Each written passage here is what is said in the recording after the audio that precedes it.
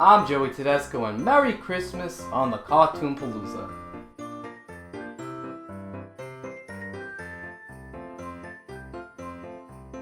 So what better way to celebrate the holidays than watching a holiday special featuring all your favorite Disney characters in television-grade animation.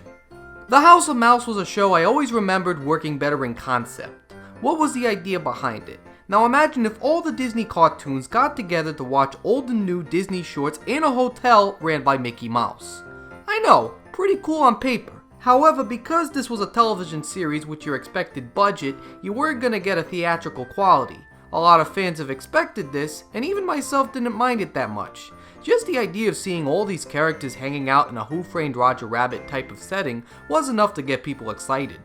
However, what did bother me is mostly nitpicking. Before House of Mouse, there was a series with a short run on one Saturday morning called Mickey Mouse Works, where you had new shorts with Mickey, the gang, and even silly symphonies produced for television. Even though it was produced for television, technology made it possible to produce shorts that were close enough to the quality of the theatrical shorts despite having a TV budget. I loved the show, so for me it was weird when House of Mouse came out afterwards, took the shorts that were already produced for Mickey Mouse Works, and then put them out for their show. It just came across as lazy and an excuse to make up airtime rather than produce new shorts. And if that didn't seem lazy enough, if they didn't have new shorts to produce, they would just re-release the old theatrical shorts cut down to fit the airtime. I know I sound bitter about this, but I really loved Mickey Mouse Works, so for me it just didn't make sense to cancel that show and start this one. Relying on novelty of bringing all the Disney cartoons, old and new, in recycled shorts and canned animations. It's a clip show, but a decent clip show with a tied narrative. In their Christmas special, Mickey's Magical Christmas, the tied narrative for this special is Mickey having a Christmas party after realizing they're snowed in at the House of Mouse. Somehow forgetting that they have dragons, genies, and all sorts of magic that can get him out of this predicament, but whatever. I guess it'd be a shorter Christmas special if they applied reasoning to it. Because the real drama is getting Donald to feel better during the holiday season.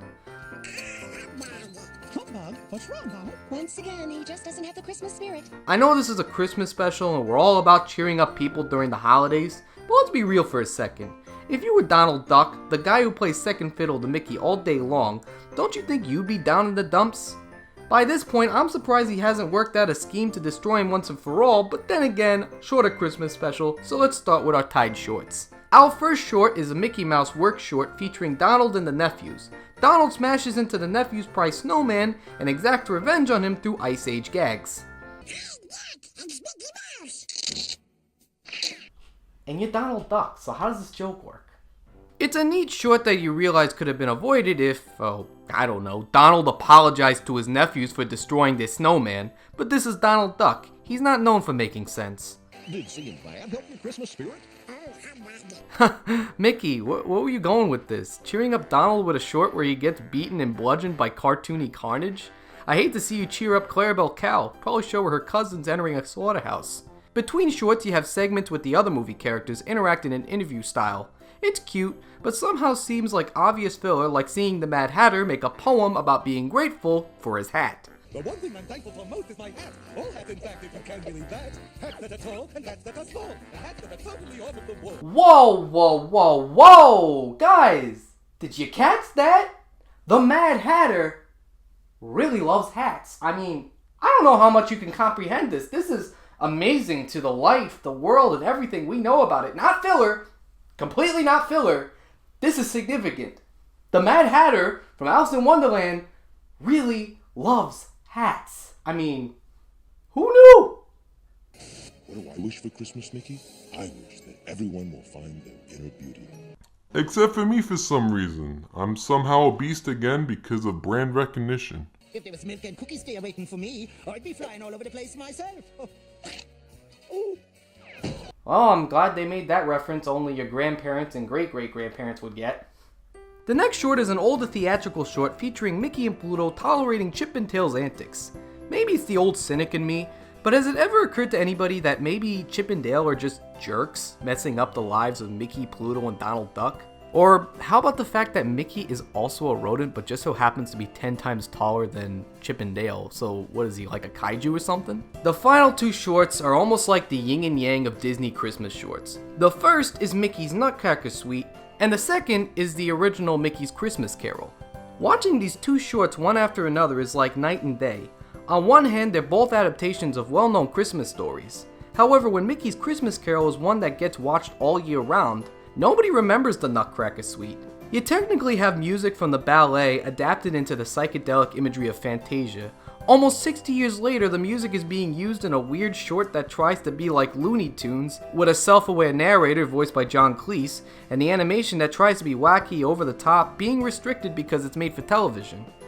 In other words, it's a forgettable short. I know I technically said there were technological advances that would make it close to feeling like the original shorts, but you could still see that there were some issues there, that they wanted to do something cooler than they actually could pull off. But then on the other hand, you got Mickey's Christmas Carol, which was produced years ago and still makes an impact on the people who watch it, practically seeing it as one of the greatest adaptations of the story, despite being shorter. I'd almost say this whole TV special was designed to be a way to re-release the short, but doesn't justify anything else. In some ways, I think it does make sense to include it in House of Mouse, since the short also uses characters that don't just limit themselves to the silly symphonies or Mickey Mouse shorts. I don't know. To me, having these shorts shown one after the other tied together in this movie does remind me of the overall experience I get when watching House of Mouse. Despite being a great concept on paper, it's basically a clip show that features all your favorite cartoon characters in simple made-for-TV hijinks. I don't hate the movie enough to give it a bad rating, just enough to reflect it as a passable, okay experience. And that does make me wonder, with Disney buying out 20th Century Fox, what 20th Century Fox characters would you want to see in a made-up episode of House of Mouse? I'm curious, I'd like to know. Comment below and let me know what you think. Also, I'd like to take a minute to thank Micah Mann for recommending me to watch this short on my Patreon page, which you can get a chance to do if you donate to my Patreon page. Until next time, I'm Joey Tedesco, and happy holidays from the Cartoon Palooza.